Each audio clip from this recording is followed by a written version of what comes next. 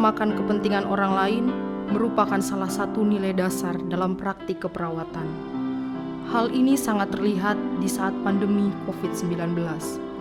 Ketika seluruh masyarakat diharuskan untuk stay at home, perawat dan tenaga kesehatan lainnya justru harus meninggalkan keluarganya dan berada di garda terdepan dalam memberikan layanan kesehatan. Tentu ini bukan hanya karena pekerjaan semata, tetapi inilah panggilan perawat untuk mengutamakan kepentingan pasien di atas kepentingannya, sehingga tak sedikit pula yang gugur dalam menjalankan tugasnya. Akper RSPGI Cikini merupakan salah satu pendidikan keperawatan tertua di Indonesia. Telah lebih 50 tahun turut mewarnai keperawatan di Indonesia dengan ribuan lulusan yang tersebar di seantero negeri dan mancanegara. Sebagaimana keyakinan keluarga besar Akper RSPGI Cikini bahwa meringankan penderitaan adalah karya ilahi. Dan karya ini akan terus dilanjutkan dengan mempersiapkan lulusan melalui pendidikan yang berkualitas pada aspek pengetahuan, keterampilan, dan karakter, agar dapat melahirkan perawat yang handal di bidangnya, memiliki hati yang berbela rasa, sehingga ada sentuhan kasih dalam setiap kehadirannya. Tetapi harus kita akui bahwa biaya pendidikan tidaklah murah, apalagi bagi keluarga sederhana yang juga terdampak secara ekonomi karena pandemi ini. Hal ini pun banyak dialami oleh keluarga mahasiswa yang menempuh pendidikan di Akper RSPGI Cikini. Mereka membutuhkan bantuan untuk mewujudkan harapannya menjadi seorang perawat. Bapak, ibu, dan saudara dapat ikut ambil bagian dalam mewujudkan harapan dan impian mahasiswa yang berasal dari keluarga sederhana ini, yang berarti juga ikut ambil bagian dalam meningkatkan kesejahteraan sebuah keluarga. Dan pada akhirnya, Bapak, Ibu, dan Saudara turut ambil bagian dalam karya ilahi. Meringankan penderitaan orang lain adalah karya ilahi. Sedare dolorem opus dividum est. Shalom, perkenalkan nama saya Desni Permatasari Hareva. Saya berasal dari Nias. Saat ini saya bekerja di Siloam Hospital Kebun Jeruk bagian bedah urologi. Dulu saya berkuliah di Cikini, mama saya didiagnosa menderita kanker, sehingga membuat saya berpikir untuk tidak melanjutkan kuliah lagi karena biaya. Gereja GKI Gading Indah membantu banyak dalam pendidikan selama kuliah di Akper.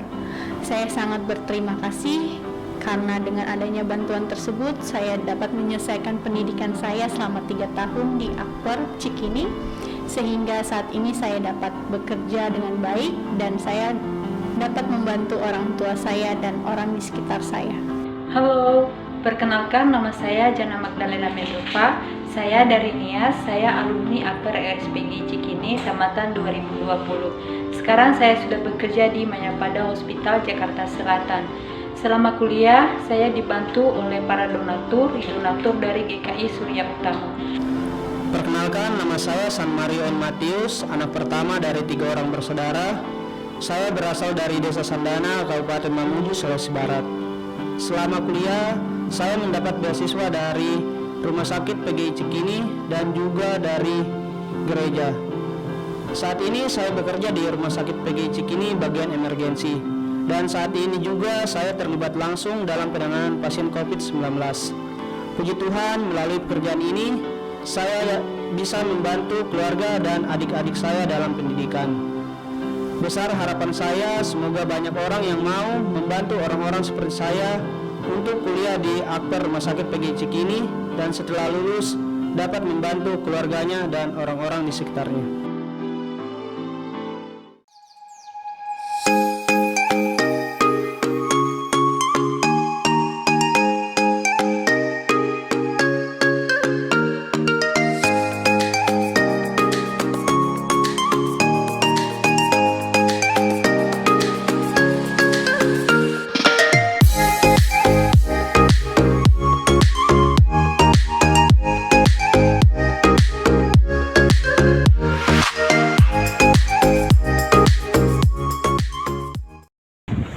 Saya sebagai Ketua Kelompok Hyanga GKI mengucapkan terima kasih banyak atas bantuan sebuah perahu, dan di mana pada hari ini kami sudah menerima dari saudara-saudara kami yang berjuang untuk kami mendapatkan perahu ini untuk menunjang kebutuhan kami sebagai nelayan tangkapan. Pada saat ini kami mengucapkan terima kasih banyak kepada GKI. Tuhan memberkati. Terima kasih GKI. Tuhan Yesus memberkati.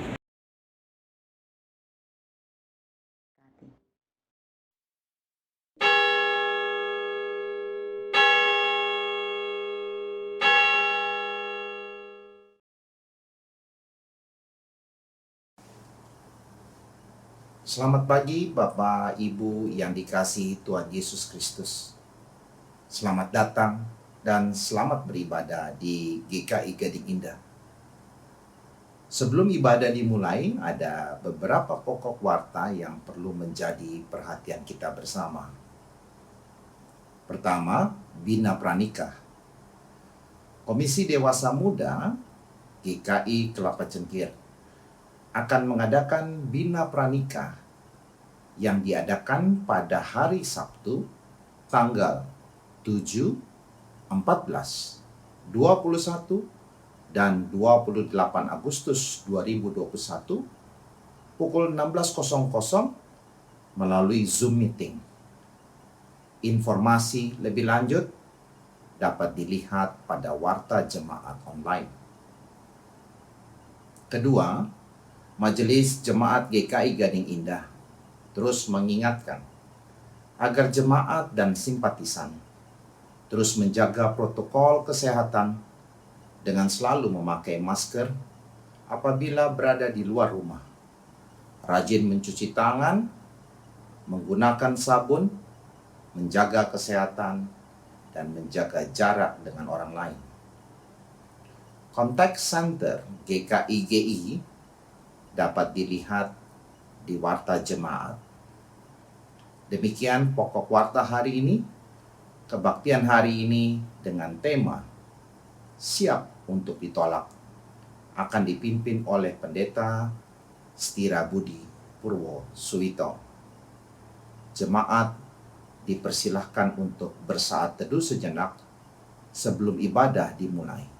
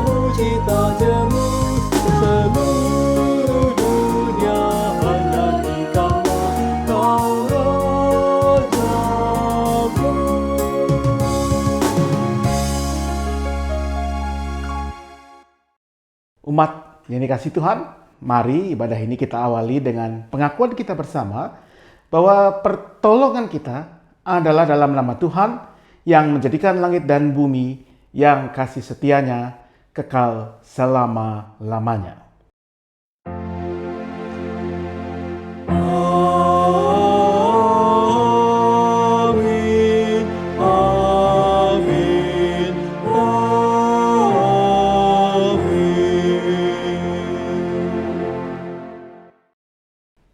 Salam sejahtera bagi saudara yang datang dalam nama Tuhan. Tuhan besertamu. Dan besertamu juga. Umat yang dikasihi Tuhan, yang saat ini seperti juga kami yang ada dan kami yang melayani ibadah ini yang ada di rumah masing-masing, kita bersyukur bahwa pada hari ini kita boleh berkumpul kembali sekalipun masih dalam ruang virtual. Dan di minggu pertama di bulan Juli ini juga adalah pertama kali kita beribadah secara agak berbeda, yaitu ibadah ini direkam di rumah masing-masing perayaan ibadahnya. Karena situasi yang tentu kita tahu belum terlampau baik. Keadaan kesehatan masyarakat kita sedang dalam kondisi yang tidak terlampau baik. Dan di tengah situasi ini kita akan merenungkan sebuah tema yang menarik, yaitu siap sedia ditolak. Nah, penerimaan adalah kebutuhan dasar manusia. Kita semua selalu ingin diterima. Sehingga kadang-kadang karena keinginan untuk diterima itu, kita rela mengorbankan apa yang sebenarnya menjadi panggilan kita untuk menyatakan kebenaran. Atau sebaliknya, kita begitu dengan mudahnya menerima apa yang seharusnya kita tanggapi dengan kritis, dengan bijak, dengan berhikmat. Hari ini kita akan belajar dari pengalaman Tuhan Yesus Kristus tentang bagaimana menghadapi penolakan, tetapi tetap melakukan tugas dan panggilannya. Mari kita jalani ibadah ini bersama-sama sebagai satu umat, sebagai satu persekutuan murid-murid Tuhan Yesus Kristus.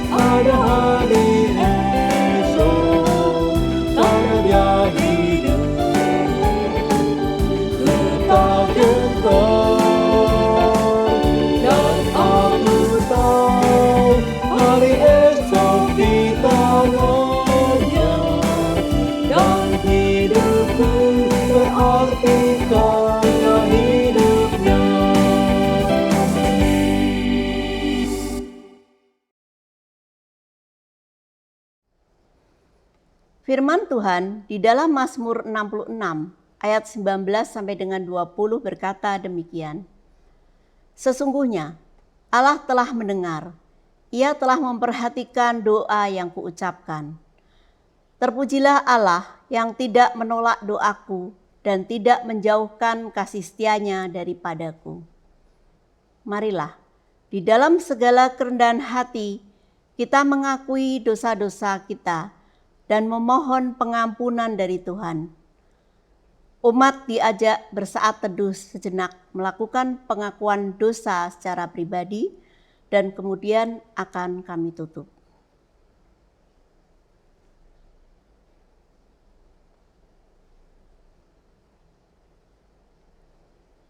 Ya Allah Bapa yang ada di dalam kerajaan surga, puji syukur bahwa pada hari ini kami memiliki kesempatan untuk mengakui segala dosa dan kesalahan yang kami perbuat. Ya Tuhan, ampunilah segala dosa dan kesalahan kami, sehingga kami layak untuk berada di hadapan-Mu. Kiranya kami juga terus bertobat untuk tidak mengulang segala dosa-dosa kami, dan hidup dengan lebih baik seturut dengan kehendak-Mu. Kiranya kami boleh hidup dengan seturut dengan kehendak-Mu dan menyukakan hati-Mu. Di dalam nama anak-Mu Tuhan Yesus Kristus, kami memohon.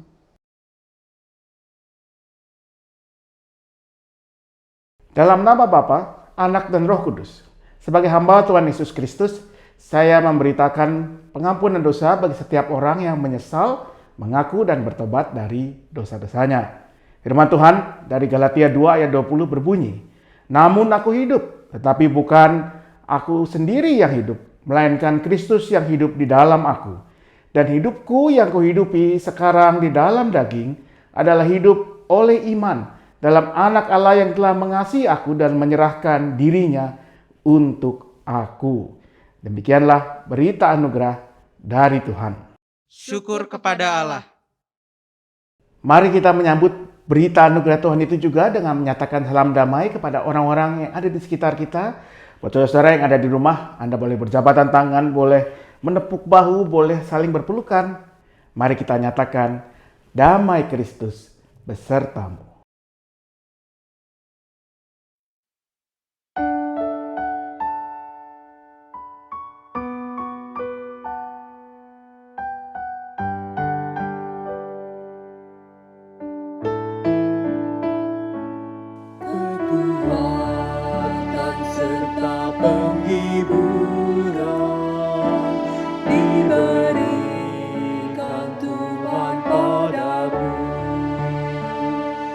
Tiap hari aku dibimbingnya, tiap jam dihibur hatiku,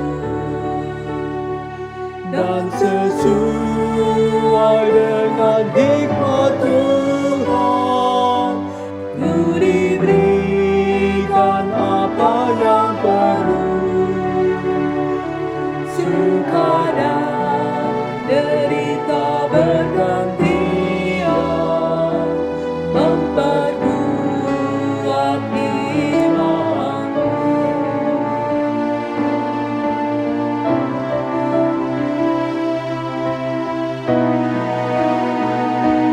Tiap hari Tuhan besertaku, diberi rahmat-Nya tiap jam, diangkatnya bila aku jatuh, dihalangnya musuhku kejam, yang namanya Raja Maha Kuasa, Bapa yang kekal dan abadi, mengimbangi duka dengan suka dan menghibur yang sedih.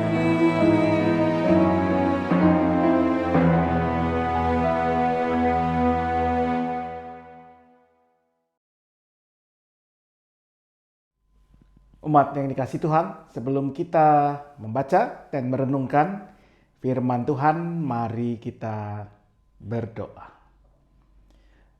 Ya Bapa Surgawi, kini kami akan datang ke hadapan firman-Mu. Kami mau membacanya, kami mau merenungkannya. Lebih daripada itu, kami mau belajar untuk menjadi para pelaku firman. Karenanya kami mohon hikmat dari Tuhan, bimbingan Roh Kudus, agar apa yang boleh kami baca, renungkan bersama ini menjadi firman yang hidup dalam dan lewat kehidupan kami. Dalam nama Yesus Kristus, Sang Firman yang telah menjadi manusia, kami memohon. Amin.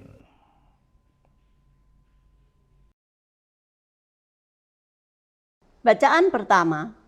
Bacaan diambil dari kitab Yehezkiel 2 ayat 1 sampai dengan 5. Firman-Nya kepadaku, "Hai anak manusia, bangunlah dan berdiri, karena aku hendak berbicara dengan engkau." Sementara ia berbicara dengan aku, kembalilah rohku ke dalam aku, dan ditegakkannya aku. Kemudian aku mendengar dia yang berbicara dengan aku. Firman-Nya kepadaku, "Hai anak manusia, aku mengutus engkau kepada orang Israel, kepada bangsa pemberontak yang telah memberontak melawan aku. Mereka dan nenek moyang mereka telah mendurhaka terhadap aku sampai hari ini juga. Kepada keturunan inilah yang keras kepala dan tegar hati, aku mengutus engkau dan harus kau katakan kepada mereka, beginilah firman Tuhan Allah.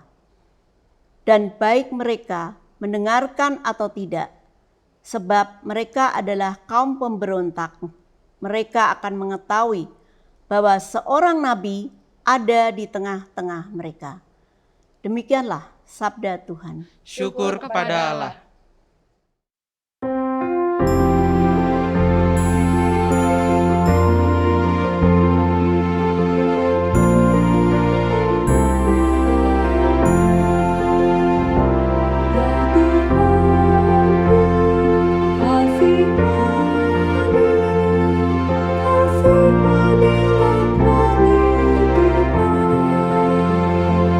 Sebab kami sudah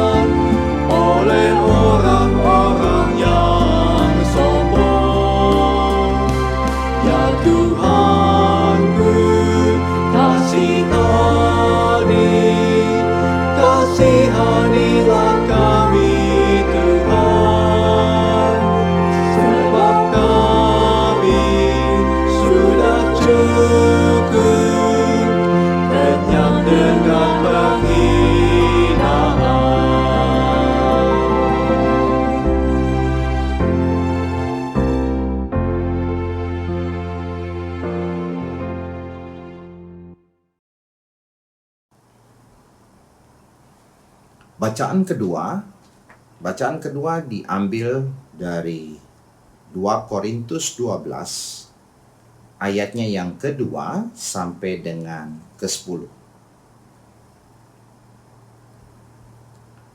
Aku tahu tentang seorang Kristen 14 tahun yang lampau, entah di dalam tubuh, aku tidak tahu, entah di luar tubuh, aku tidak tahu.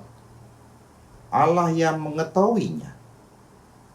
Orang itu tiba-tiba diangkat ke tingkat yang ketiga dari sorga.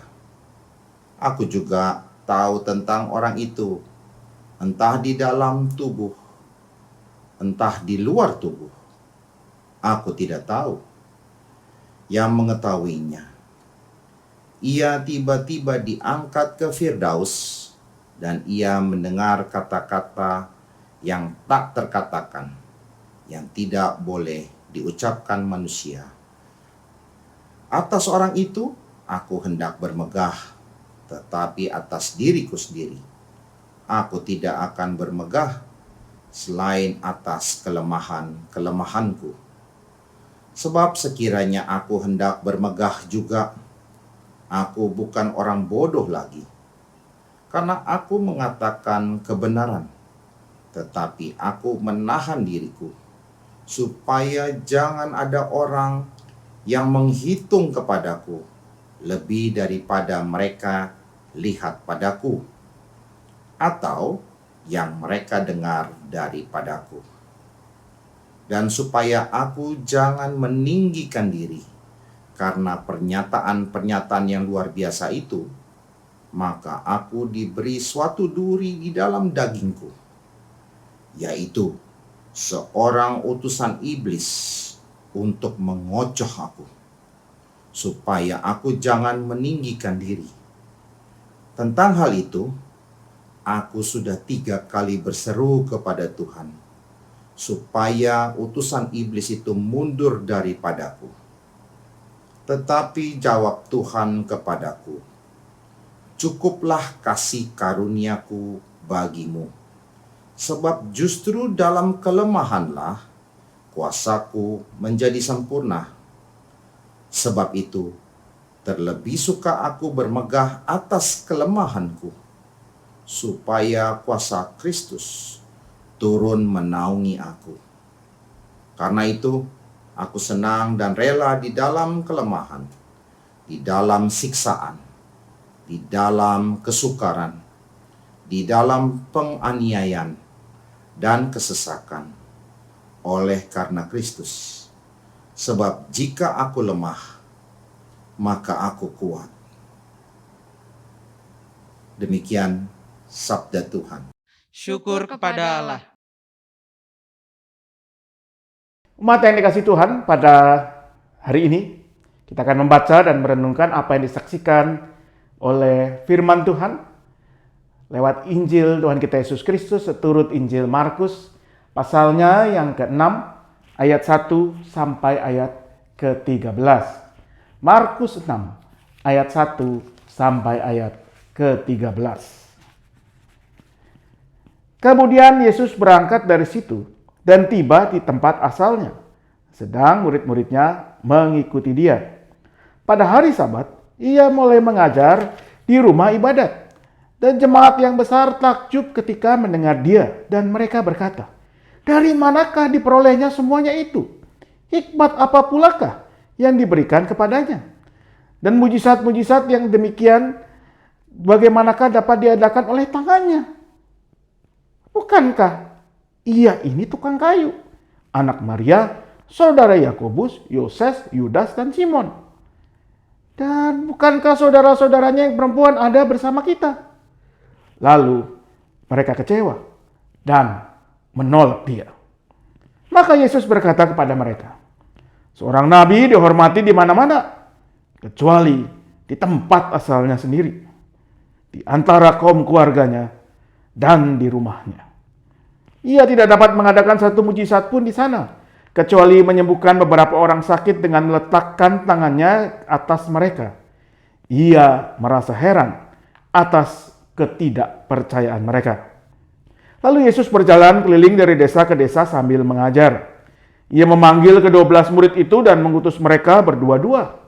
Ia memberi mereka kuasa atas roh-roh jahat dan berpesan kepada mereka supaya jangan membawa apa-apa dalam perjalanan mereka, kecuali tongkat, roti pun jangan, bekal pun jangan, uang dalam ikat pinggang pun jangan. Boleh memakai alas kaki, tetapi jangan memakai 2 baju. Katanya selanjutnya kepada mereka, kalau di suatu tempat kamu sudah diterima dalam suatu rumah, tinggallah di situ sampai kamu berangkat dari tempat itu. Dan kalau ada suatu tempat yang tidak mau menerima kamu, dan kalau mereka tidak mau mendengarkan kamu, keluarlah dari situ dan kepaskanlah debu yang di kakimu sebagai peringatan bagi mereka. Lalu pergilah mereka memberitakan bahwa orang harus bertobat, dan mereka mengusir banyak setan, dan mengoles banyak orang sakit dengan minyak, dan menyembuhkan mereka. Demikianlah Injil Tuhan kita Yesus Kristus. Berbahagialah mereka mendengarkan firman Allah dan melakukannya dalam hidupnya setiap hari. Haleluya. Haleluya, haleluya, haleluya.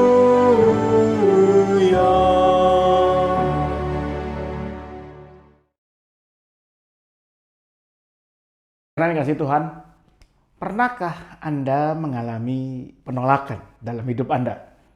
Ditolak waktu melamar kerja, atau mungkin waktu mengajukan kredit untuk rumah, atau mungkin waktu menyatakan cinta pada orang yang Anda sukai. Nah, kalau Anda ya seperti saya, orang biasa hidupnya, pada umumnya ya mestinya minimal pernah lah sekali kita ditolak dalam hidup kita. Saya juga pernah 1, 2, 3 kali, mungkin lebih mengalami penolakan ya, termasuk ditolak waktu menyatakan cinta misalnya. Dan ditolak itu tidak enak, saudara. Kalau kata orang itu sakitnya itu di sini. Nah, tapi saya mau sampaikan berita baik buat Anda. Kalau Anda pernah ditolak dalam hidup Anda, jangan galau dulu lalu merasa jadi orang paling sengsara di dunia. Kenapa? Karena Tuhan Yesus pun pernah ditolak dalam hidupnya. Bahkan dalam bacaan kita pada hari ini dari Markus pasal 6 yang lebih sakit lagi, yang menolak Yesus itu bukan orang yang tidak dikenalnya, tetapi orang-orang yang sangat mengenal dia. Mungkin juga sangat dikenal oleh Yesus. Kalau menurut ayat pertama dikatakan Yesus kembali ke kampung halamannya, ke Nazaret.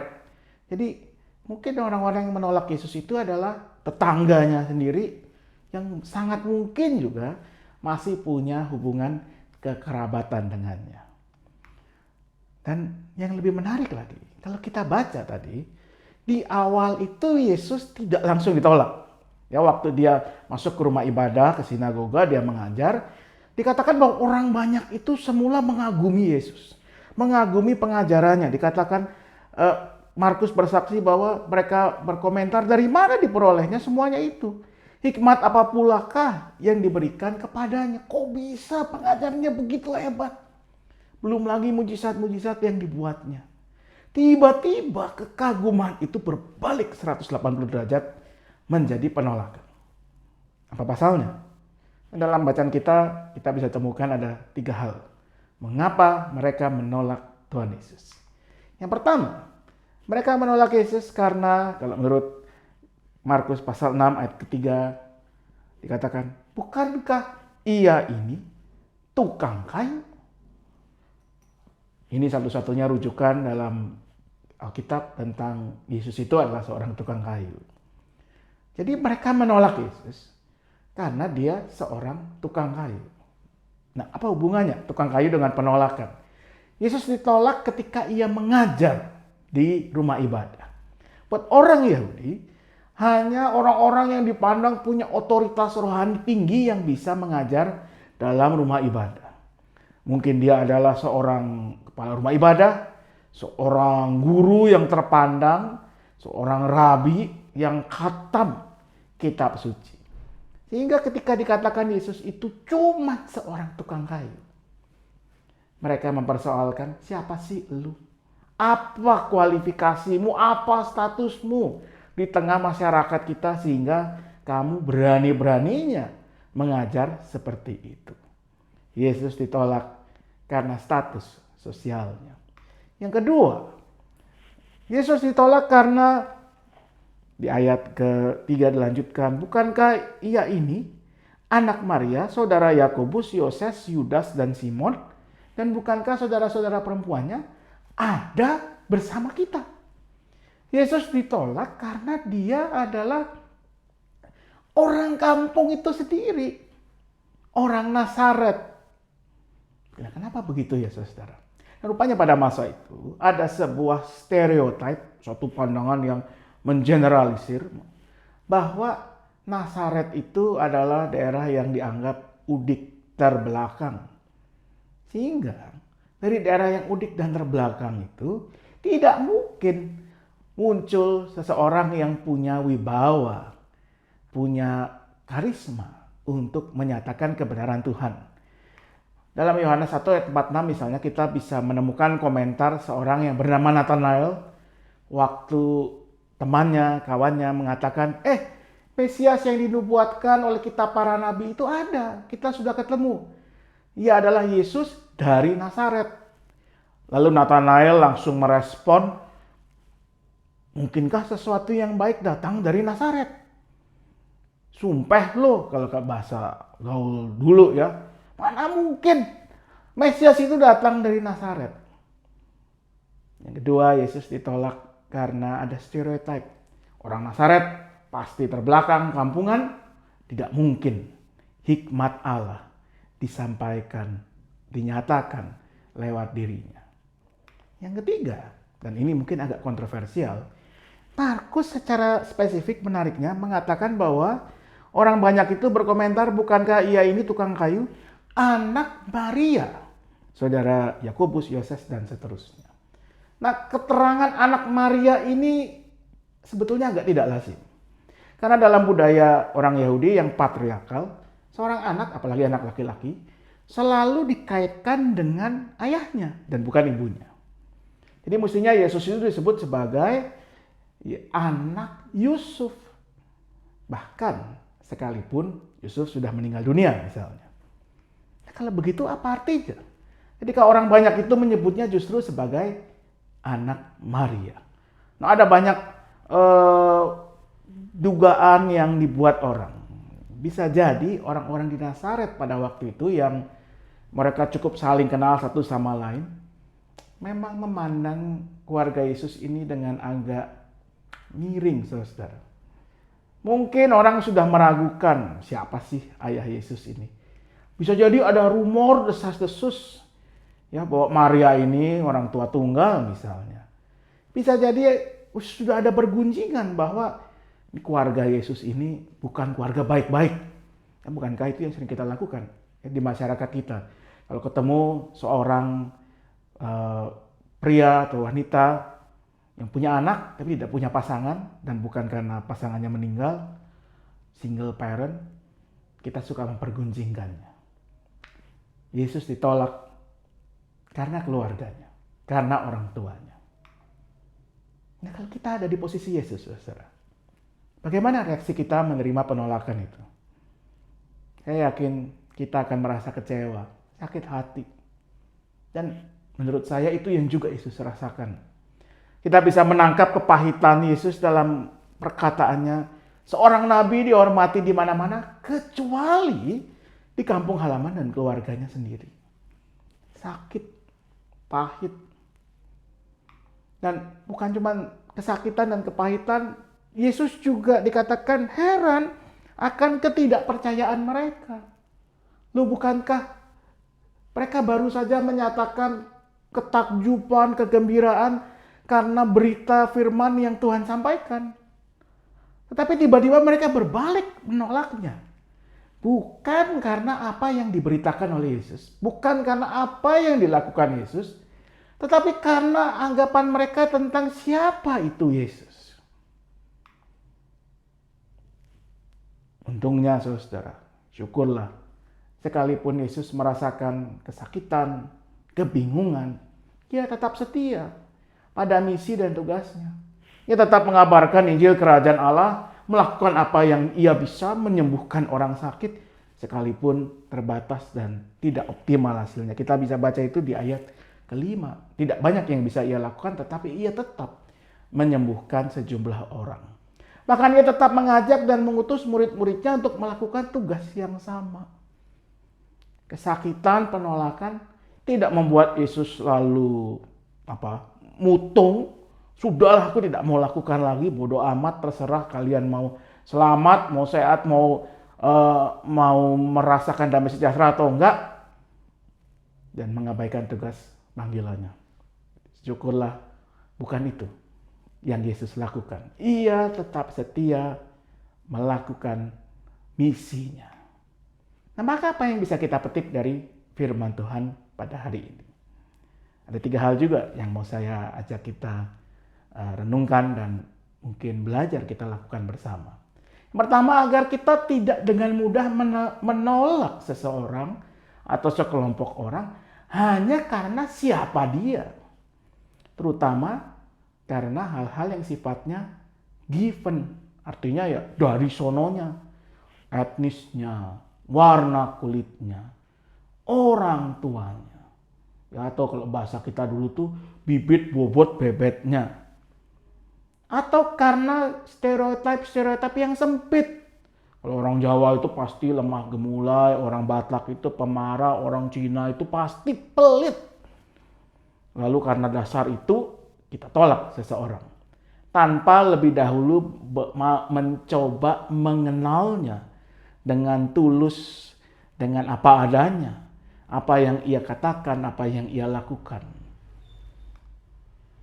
Bukankah kita juga tidak suka, saudara, dan sakit hati kalau ditolak karena alasan-alasan tersebut?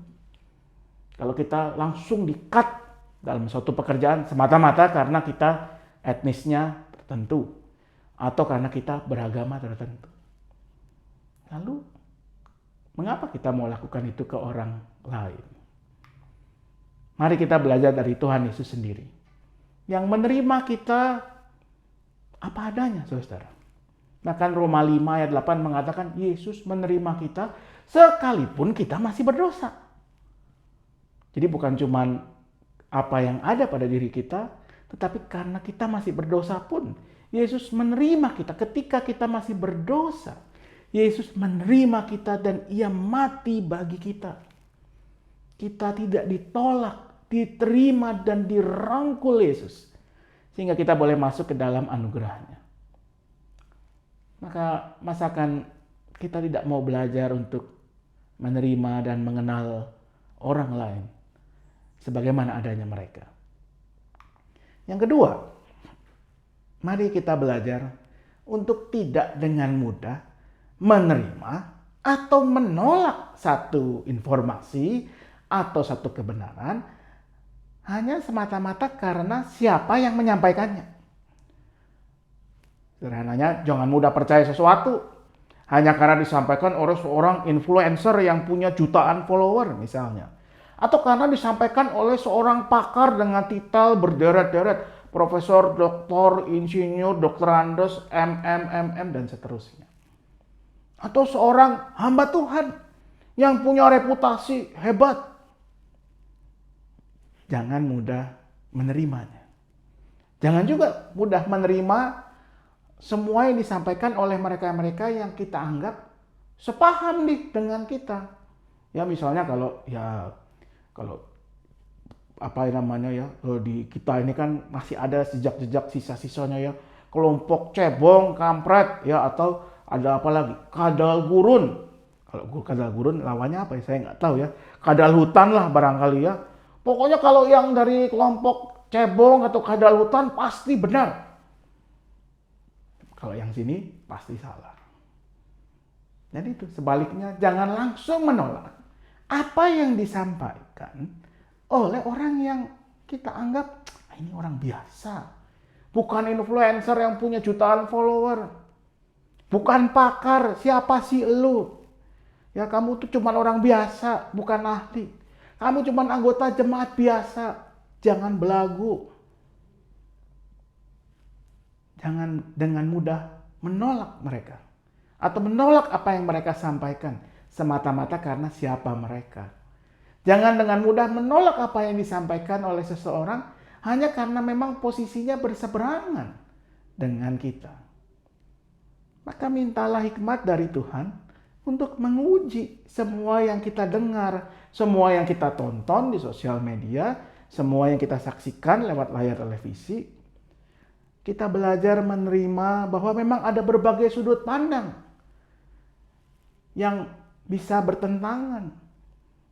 Dan kita berusaha membuka pikiran kita karena siapa tahu ada kebenaran di pandangan yang berbeda dengan kita. Kritis terhadap apa yang kita biasa percayai atau siapa yang selama ini kita anggap punya otoritas. Termasuk juga Anda harus kritis terhadap khotbah ini dan saya. Dan tentunya semua itu penting. Terutama sebelum kita men-share, membagikan apa yang kita terima itu ya. Sebelum Anda pencet forward, share, entah di WhatsApp, di Facebook, di Instagram, apapun itu. Kalau meniru kata komedian Cak Lontong, mikir dulu. Mari kita menjadi pribadi, keluarga, warga gereja, warga masyarakat, dan tentunya netizen yang cerdas. Dan yang ketiga, saudara yang dikasih Tuhan, jangan putus asa atau patah semangat. Kalau kita ketika menyampaikan sebuah kebenaran, menyatakan kasih Tuhan, kita ditolak. Semata-mata karena siapa kita, status sosial kita, etnis, warna kulit, kepercayaan kita.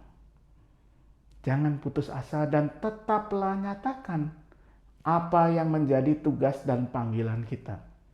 Sekalipun suara kita mungkin kecil dan lemah, tidak dianggap, tetap nyatakanlah. Sekalipun mungkin yang kita nyatakan tidak populer, bertentangan dengan pandangan umum. Tapi kalau kita meyakini itu adalah kebenaran yang dari Tuhan, yang sudah kita gumuli dengan sungguh-sungguh, tetap nyatakanlah. Sekalipun kita harus berjalan sendirian, tetap nyatakanlah.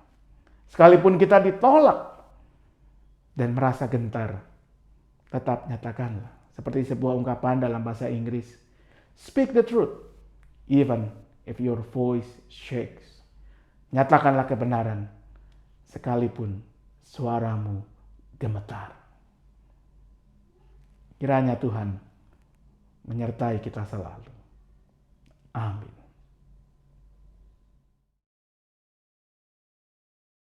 Glory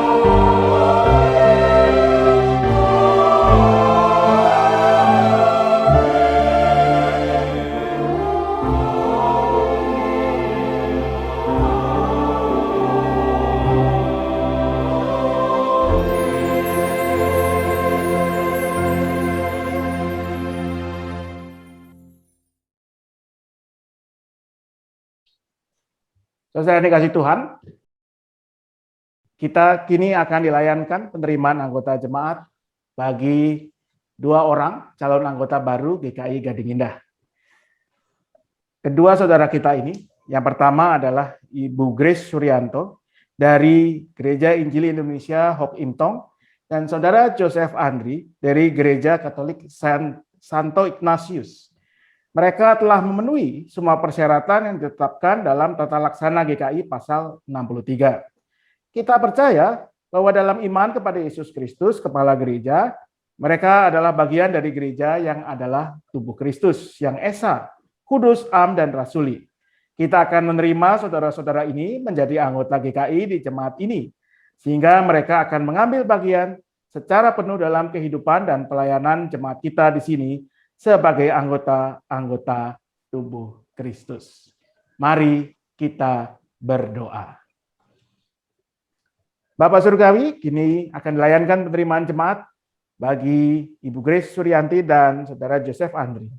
Kami percaya dengan menjadi bagian dari tubuh Kristus GKI Gading Indah, mereka akan dimampukan, dikuatkan untuk menjalankan tugas panggilan mereka sebagai murid-murid Kristus bersama dengan kami semua, sebagai satu keluarga besar GKI Gading Indah.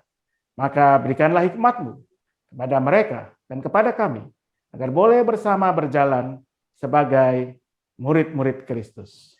Dalam nama Yesus Kristus, kami memohon. Amin. Kami bersuka cita karena saudara berdua, Ibu Grace Suryanto dan Saudara Joseph Andri, telah menyatakan keinginan saudara untuk menjadi anggota Gereja Kristen Indonesia. Agar menjadi nyata bahwa saudara sungguh berketetapan untuk menjadi anggota GKI, saya mengundang saudara di hadapan Tuhan dan jemaatnya untuk menjawab pertanyaan-pertanyaan berikut ini. Yang pertama, apakah saudara dengan sungguh-sungguh ingin menjadi anggota Gereja Kristen Indonesia? Yang kedua, apakah saudara berjanji untuk menerima dan menaati ajaran dan tata gereja Kristen Indonesia? Yang ketiga, apakah saudara berjanji untuk dengan setia mengambil bagian dalam mewujudkan persekutuan serta melaksanakan pelayanan dan kesaksian selaku anggota Gereja Kristen Indonesia? Apakah jawaban dari Saudara Grace Suryanto? Ya, saya ingin dan berjanji. Apakah jawaban dari Saudara Joseph Andri? Ya, saya ingin dan berjanji. Mari saudara yang dikasihi Tuhan, bersama dengan seluruh umat di rumah, kita berdiri, kita akan menaikkan pengakuan iman rasuli dipimpin oleh Penatua Felix Lawalata. Jemaat Tuhan, mari kita mengikrarkan iman kita bersama-sama dengan saudara calon anggota Sidi Baru dengan mengucapkan pengakuan iman rasuli. Aku percaya kepada Allah, Bapa yang Maha Kuasa, Khalik langit dan bumi, dan kepada Yesus Kristus, anaknya yang tunggal Tuhan kita, yang dikandung dari Roh Kudus, lahir dari anak darah Maria, yang menderita di bawah pemerintahan Pontius Pilatus, disalibkan, mati dan dikuburkan, turun ke dalam kerajaan maut. Pada hari yang ketiga, bangkit pula dari antara orang mati, naik ke sorga, duduk di sebelah kanan Allah, Bapa yang Maha Kuasa, dan akan datang dari sana untuk menghakimi orang yang hidup dan yang mati. Aku percaya kepada Roh Kudus, gereja yang kudus dan am, persekutuan orang kudus, pengampunan dosa, kebangkitan orang mati, dan hidup yang kekal. Amin. Berdasarkan pengakuan dan penerimaan Gereja Kristen Indonesia, atas baptisan dan pengakuan percaya saudara di gereja asal saudara, maka sebagai hamba Tuhan Yesus Kristus, saya menyatakan saudara Grace Suryanto dan saudara Joseph Andri menjadi anggota Gereja Kristen Indonesia dalam nama Bapa, Anak, dan Roh Kudus. Allah sumber segala kasih karunia yang telah memanggil saudara dalam Kristus kepada kemuliaannya yang kekal, melengkapi, meneguhkan, menguatkan, dan mengokohkan saudara. Dialah yang empunya kuasa sampai selama-lamanya. Amin.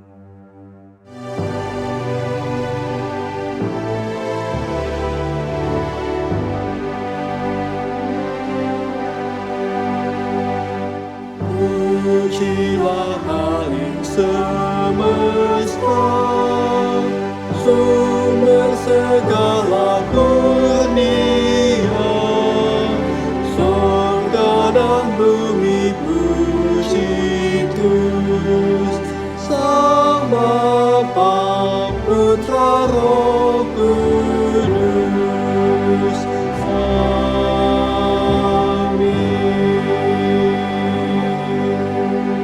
Saudara Ibu Grace Suryanto dan saudara Joseph Andri, kami bersuka cita karena saudara-saudara telah menjadi anggota Gereja Kristen Indonesia. Sebagai anggota GKI dalam jemaat di sini, saudara berdua dipanggil untuk berperan serta dalam mewujudkan persekutuan serta melaksanakan pelayanan dan kesaksian. Umat Tuhan yang berbahagia, terimalah kedua saudara kita ini, Ibu Grace Suryanto dan saudara Joseph Andri, sebagai sesama anggota tubuh Kristus dan pewaris kerajaan Allah dengan penuh kasih sayang. Saling merawatlah, saling memeliharalah, dan saling menegurlah, supaya dalam kesatuan jemaat karya Allah nampak nyata. Dengan sukacita dan syukur kepada Tuhan, kami menyambut saudara dan bersama dengan kami, bersekutu serta bersaksi, dan melayani bagi Kristus, karena kita satu tubuh dalam Dia.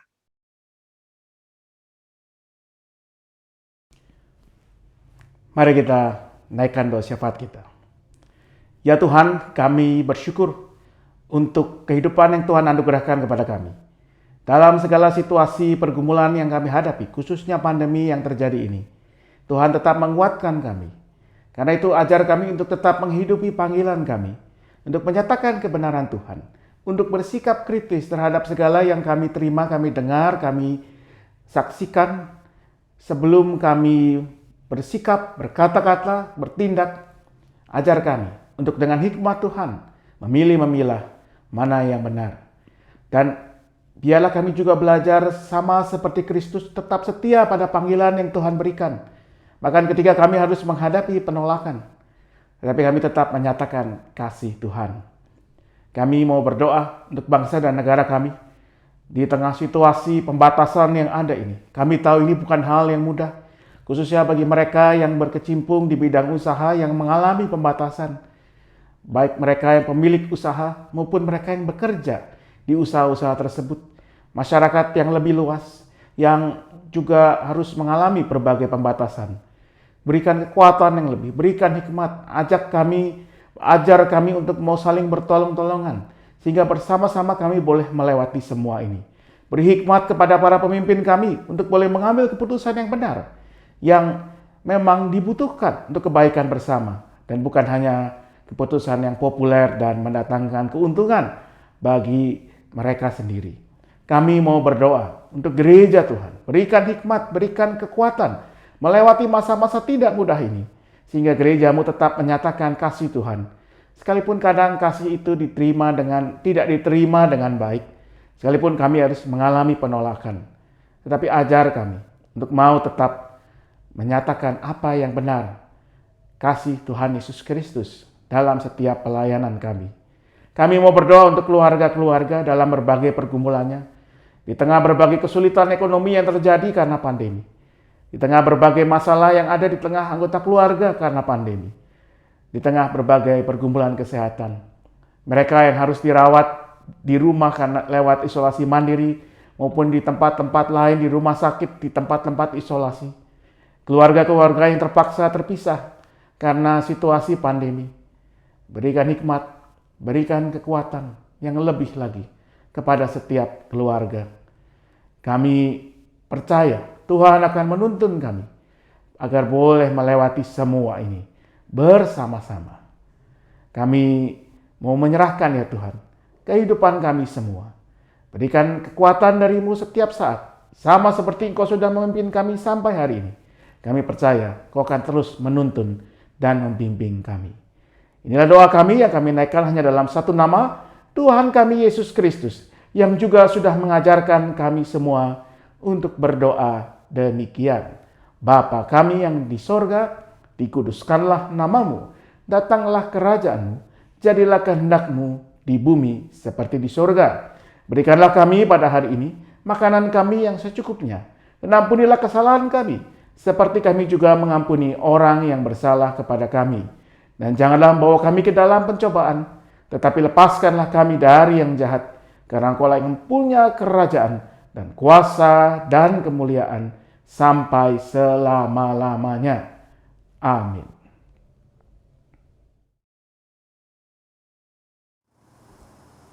Marilah kita menyatakan syukur kepada Tuhan melalui persembahan syukur dengan mengingat firman Tuhan dalam Mazmur 96 ayatnya yang ke-8. Berilah kepada Tuhan kemuliaan namanya, bawalah persembahan dan masuklah ke pelatarannya. Jemaat yang dikasihi Tuhan, ungkapan syukur ini dapat diberikan dengan 3 cara. Yang pertama, dalam bentuk uang tunai, dapat dimasukkan dalam amplop dan dipersembahkan saat kita nanti dapat beribadah bersama. Yang kedua, dapat diberikan dengan cara transfer ke rekening BCA 0948 488 488 atas nama GKI Jabar, GKI Gading Indah. Yang ketiga, scan QRIS GKI Gading Indah.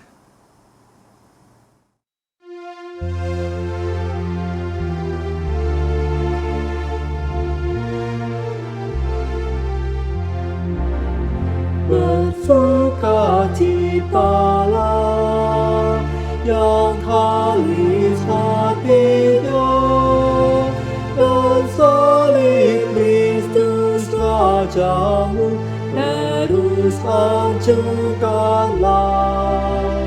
Bersukailah, nyanyikan syukurmu seumur hidupmu. Kemana kau pergi, sepanjang pagi dan petang, baik suka pun pedih. Bersukailah, nyanyikan syukurmu.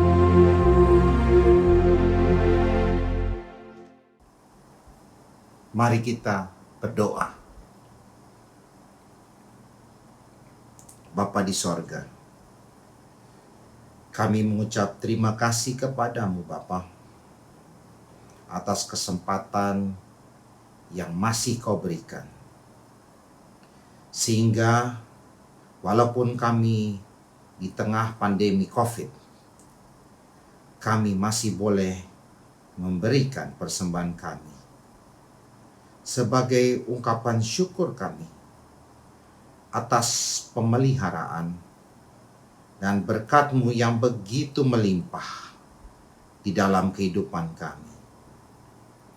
Ajar kami selalu untuk memberikan yang terbaik kepada Tuhan dan orang-orang di sekitar kami.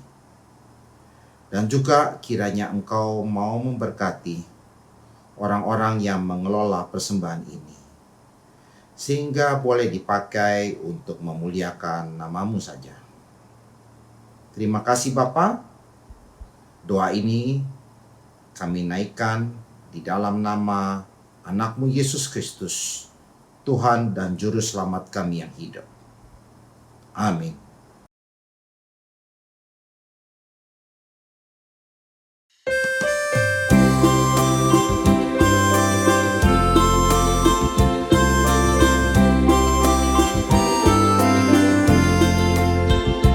Menuntun kita ke dalam dunia.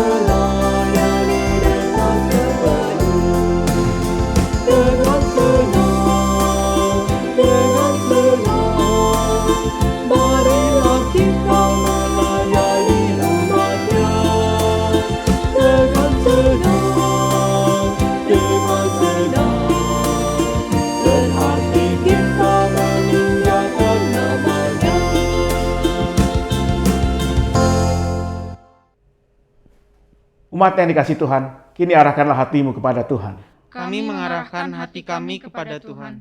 Jadilah saksi Kristus. Syukur kepada Allah, Terpujilah Tuhan. kini dan selamanya. Terimalah berkat Tuhan. Tuhan memberkati engkau dan melindungi engkau. Tuhan menyinari engkau dengan wajah-Nya dan memberi engkau kasih karunia. Tuhan menghadapkan wajah-Nya kepadamu dan memberi engkau damai sejahtera. Amin. Haleluya, haleluya, haleluya, haleluya, haleluya, amin, amin, amin.